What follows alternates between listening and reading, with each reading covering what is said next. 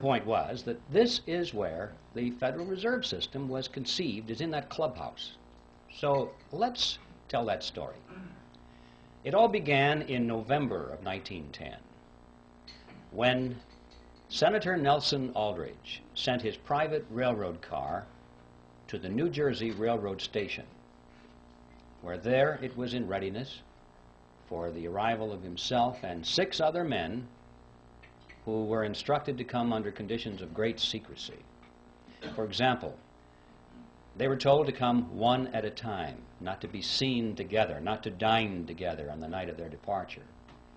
If they had arrived at the same time, they were instructed to pretend as though they didn't even know each other.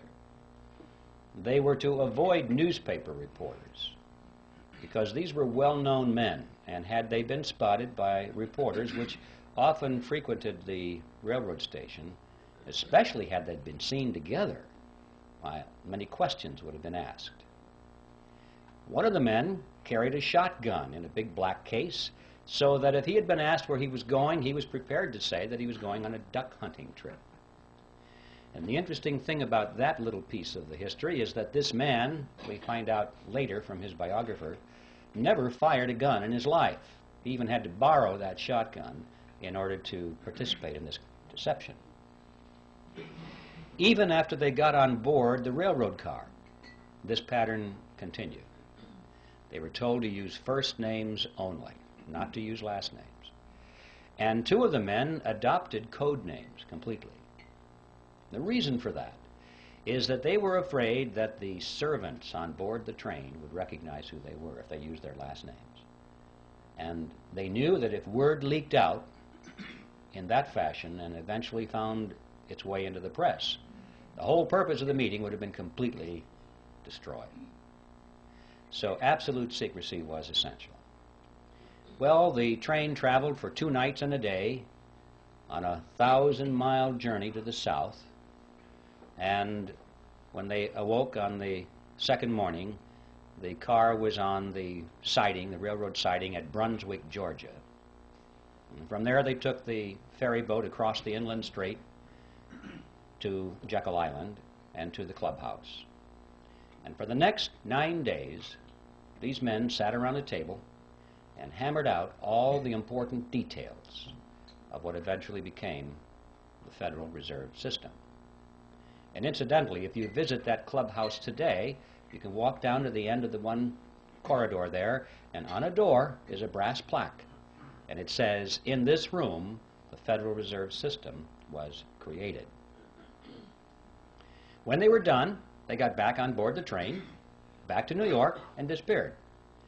And for quite a few years after that, these men denied that any such meeting ever took place. It wasn't until after the Federal Reserve was firmly established that only then did they begin to talk openly about it. They wrote books on it. One of them wrote a magazine article, and they gave interviews to newspaper reporters. And so now, many years later, it's possible for us to go to the public record and find in print detailed descriptions of what happened at that meeting. Well, who were these men? The first one I've already mentioned, the one with the railroad car, Senator Nelson Aldrich, who was the Republican whip in the Senate.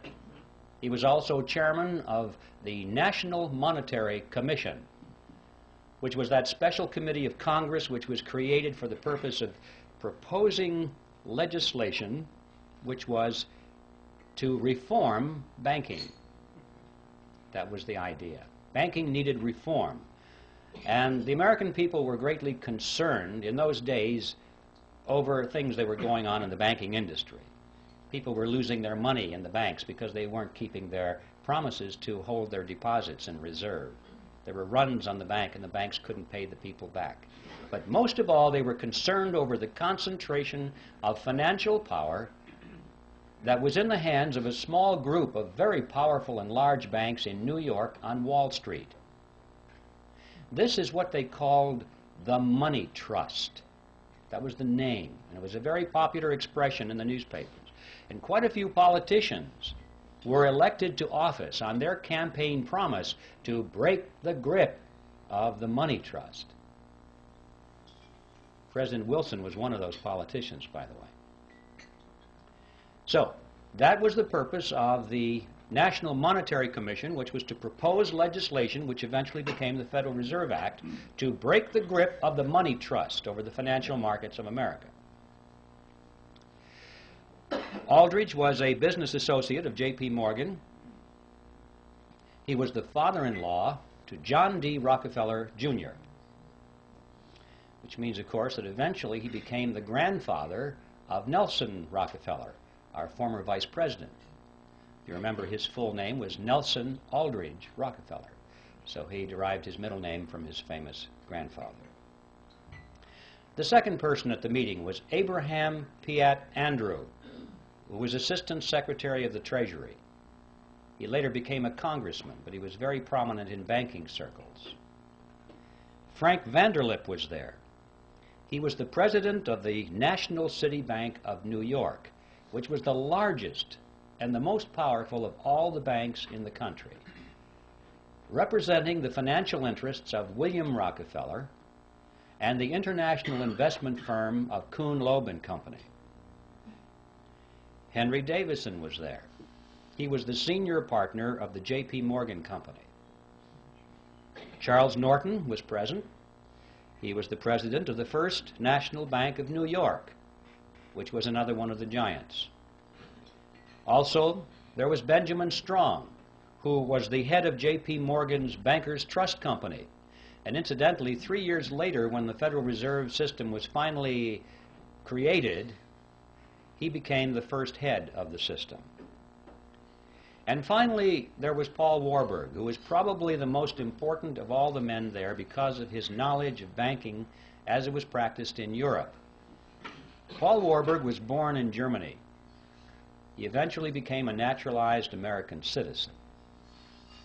He was a partner in Kuhn, Loeb and Company. He was a representative of the Rothschild banking dynasty in England and France.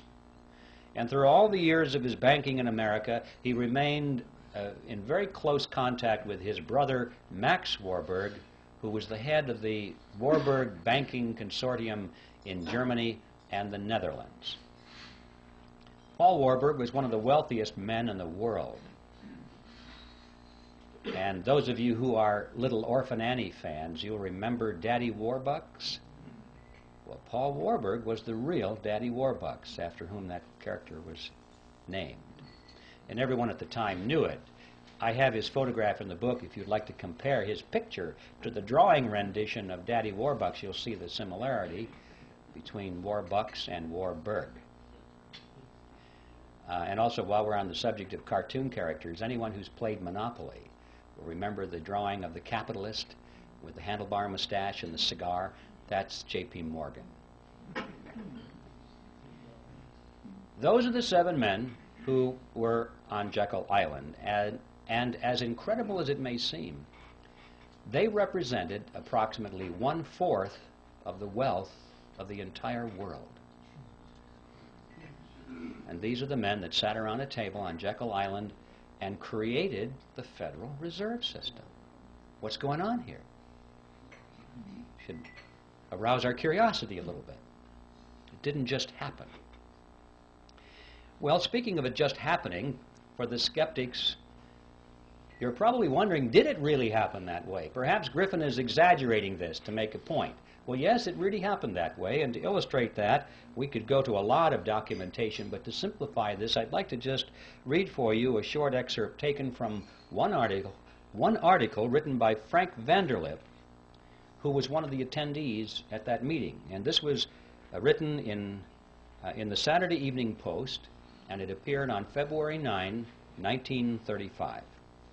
And this is what Vanderlip said. I do not feel it is any exaggeration to speak of our secret expedition to Jekyll Island as the occasion of the actual conception of what eventually became the Federal Reserve System. We were told to leave our last names behind us. We were told further that we should avoid dining together on the night of our departure. We were instructed to come one at a time, and as unobtrusively as possible, to the railroad terminal on the New Jersey littoral of the Hudson, where Senator Aldrich's private car would be in readiness, attached to the rear end of a train to the south. Once aboard the private car, we began to observe the taboo that had been fixed on last names. We addressed one another as Ben, Paul, Nelson, and Abe. Davison and I adopted even deeper disguises, abandoning our first name.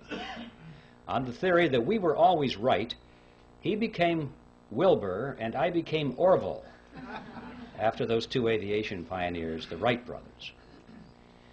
The servants and train crew may have known the identities of one or two of us, but they did not know all, and it was the names of all printed together that would have made our mysterious journey significant in Washington, in Wall Street, even in London.